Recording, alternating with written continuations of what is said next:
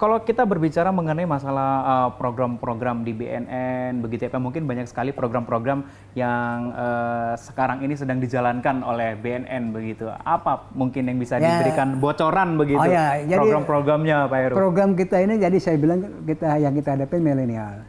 Dan mereka semua rata-rata punya pakai gadget Android. Ya. Nah sekarang kita pencegahan kita media sosial center.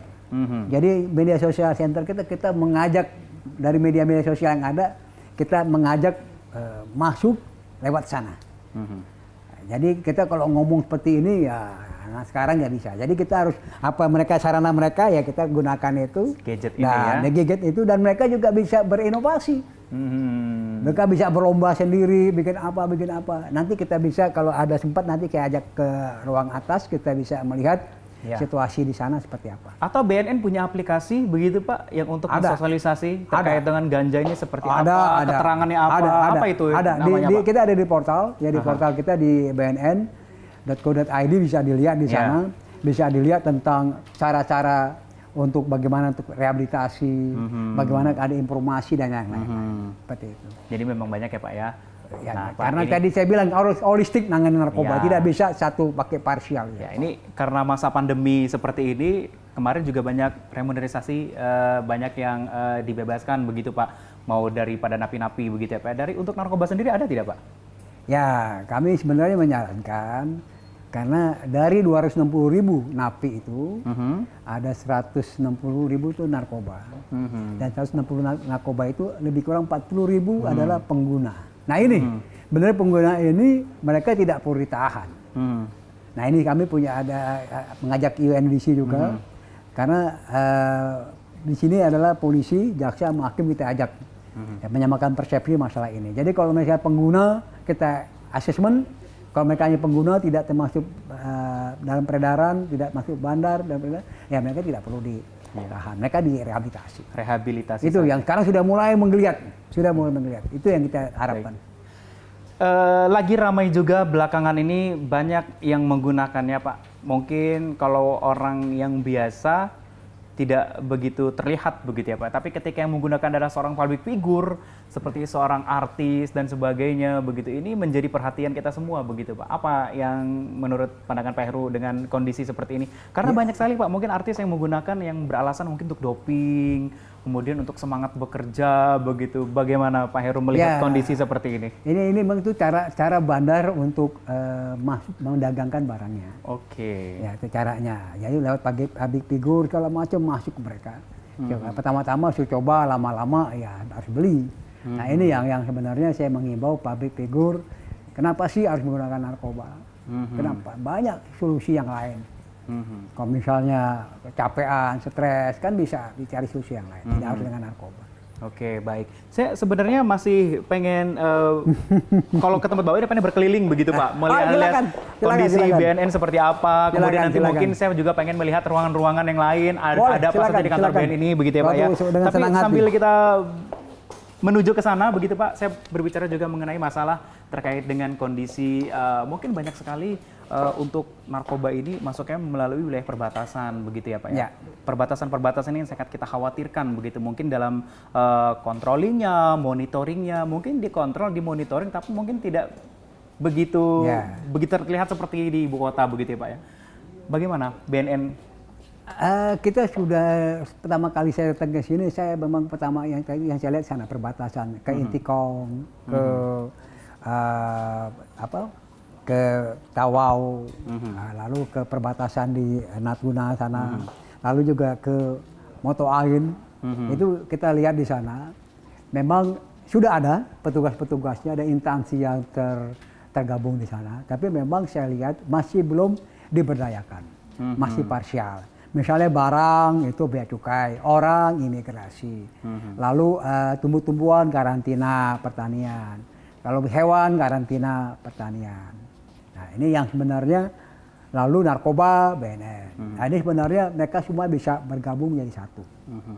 Jadi setiap datang pasti itu yang saya kumpulkan. Kenapa sih tidak masih satu orang menguasai semuanya? Jadi lebih efektif, jadi tidak parsial itu. Sehingga waktu saya di Motoain, saya punya ide kita latihan bareng. Nah, kita latihan bareng, kita ajak ke UNODC. Ya, UNODC ada standar internasional. Kita lakukan latihan di Kupang dan di Belu, ya di Moto Ain. Pelatihan semua dari imigrasi, dari bea cukai, dari Polri, dari TNI, dari karantina, ya karantina, semuanya latihan bareng, menyamakan persepsi. Jadi memang orang, barang lewat perbatasan apa yang kita harus lakukan. Itu. Kalau boleh tahu nih Pak, karena kita sulit untuk mendeteksi siapa sih yang menggunakan narkoba, kemudian obat-obatan terlarang begitu ya Pak ya. Mungkin dari Pak Heru sendiri ada sedikit pengalaman begitu. Kalau kita ingin mengetahui begitu kan secara kasat mata orang ini menggunakan atau tidak itu ciri-cirinya seperti apa sih Pak? Sebenarnya gampang. Kan apalagi keluarga kita. Nah, keluarga kita yang tadi pendiam jadi tiap hari ketawa-tawa, ini ada apa? Oke. Ada perubahan perilaku. Perubahan perilaku. Yang tadinya ceria, banyak bicara, tapi kok menjadi pendiam di kamar terus. Nah, ini ada perubahan-perubahan ini yang memang harus kita, khususnya orang tua ya, sehingga kami juga ada program untuk family push. Ya, yang tahun lalu kita di Jawa, hasil penelitian di Jawa Barat paling banyak kita dengan Pak Gubernur, Pak Ridwan Kamil kita di sana. Kita lakukan pelatihan-pelatihan, kita ajak juga UNODC, dan alhamdulillah yang tadinya anak-anak sama ibunya mungkin suka ngelawan, pas kita latih 3 hari, temu ibu cium tangan, kaget ibunya, loh kok anak saya seperti begini. Ini bisa dibilang rehabilitasi tidak Pak? Proses seperti ini? Sebenarnya proses apa ya, rehabilitasi bukan narkoba ya, rehabilitasi perilaku yang lain-lain. Ini yang kita coba. Terapi bisa dibilang? Ya, terapi kayak healing. Ya, macam kayak healing lah, healing untuk keluarga ya kita. Ini yang kita lakukan dan kita langsung membumi, kita langsung di aplikasi. Jadi di BNN alhamdulillahnya kita yang bikin kebijakan, ya kita juga ngajak lainnya itu bagaimana mengimplementasikannya. Kalau untuk orang dewasa begitu mungkin masih bisa kita berikan sosialisasi seperti ini begitu ya Pak ya, pemahaman yang terkait dengan bahaya narkoba kemudian dan sebagainya. Tapi yang paling rentan adalah anak-anak SD nih Pak. Yang mungkin dulu sempat tenar juga ada seperti yang pulpen yang bau-bau harum, kemudian makanan-makanan yang harum seperti itu. Ini kan anak-anak SD ini rentan ya Pak ya? Apa yang ciri-ciri yang mungkin kita berikan kepada anak-anak, jangan sentuh ini, jangan sentuh itu, seperti apa Pak? Ya, yang jelas anak kita kasih tahu, tapi yang penting lagi adalah orang tuanya.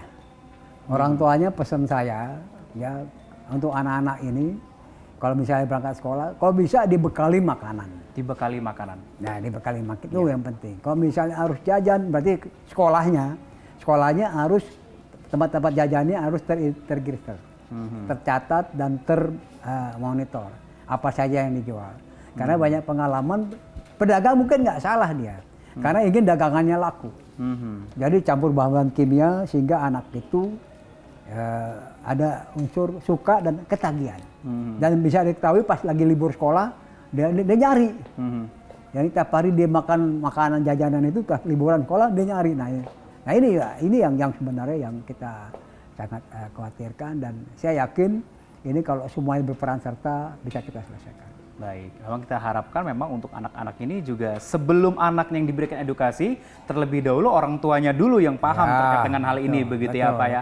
Ini sangat mengkhawatirkan bagi generasi muda ya, untuk meneruskan perjalanan perjuangan bangsa, begitu ya Pak ya. Pak, saya sayang sepertinya ketika kalau saya ke kantor BNN tapi tidak melihat-melihat yang lainnya. Boleh Bapak silakan. ajak saya ke sana Pak? Boleh, baik, mari Pak. Ajak yuk.